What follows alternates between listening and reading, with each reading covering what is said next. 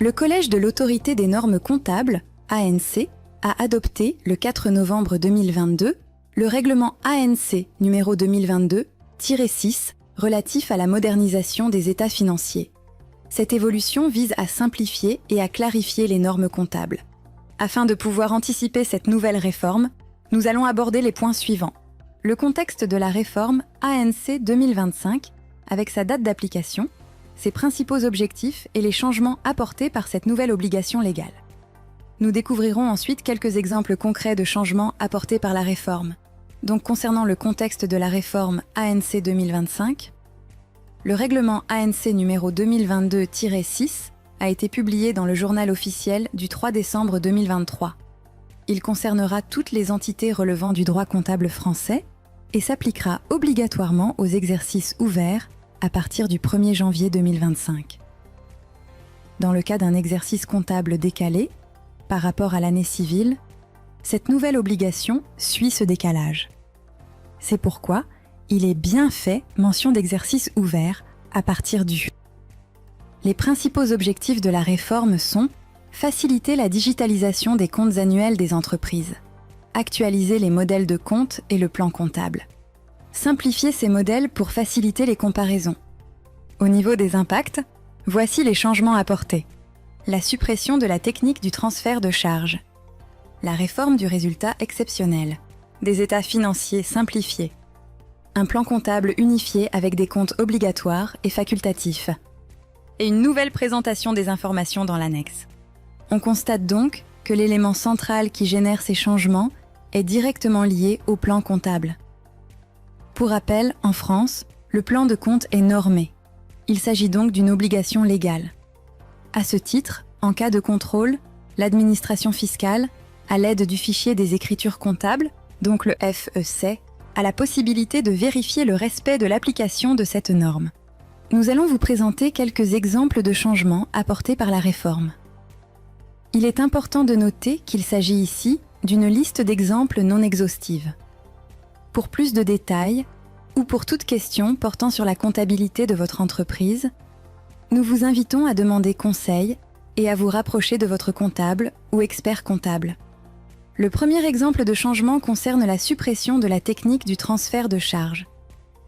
Cette opération comptable qui était exceptionnelle disparaît afin de simplifier la compréhension des états financiers.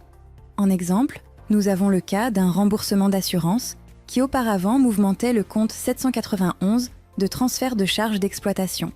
Ce compte est remplacé par le compte 7587, qui se rapproche du compte 758, utilisé lors de l'enregistrement d'un écart de règlement. On voit donc ici qu'il s'agit maintenant d'une opération courante et non plus exceptionnelle. Voici un second exemple qui concerne la cession des immobilisations. Toujours dans le cadre de la réforme du résultat exceptionnel, les comptes 775, cession d'actifs et 675, valeur nette comptable des éléments d'actifs cédés, sont remplacés par les comptes 757 et 657. Cet exemple illustre les nouvelles habitudes métiers qui devront être adoptées. Autre exemple pratique, la suppression du compte 514 comptes chèques postaux. Historiquement, ce compte était issu d'une distinction entre les banques traditionnelles et les comptes chèques postaux.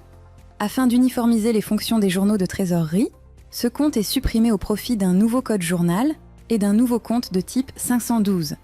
Il conviendra donc en début d'exercice de solder le compte 514 au profit du compte 512. Autre exemple, la suppression des comptes fournisseurs et clients ayant pour racine 400 et 410. Le but étant d'avoir une harmonisation du plan comptable des comptes non prévus dans le système abrégé. Ces comptes devront être remplacés par des comptes 401 et 411. À présent, vous avez à l'écran un exemple d'une liste non exhaustive de comptes de bilan qui ne devront plus être utilisés et qui auront une nouvelle correspondance. Ces comptes devront être extournés au profit des nouveaux numéros.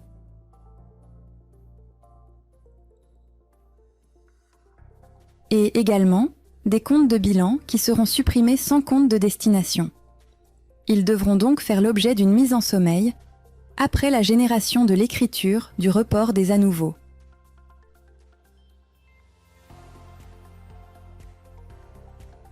À noter que ces mêmes changements concernent également les comptes présents dans le compte de résultat.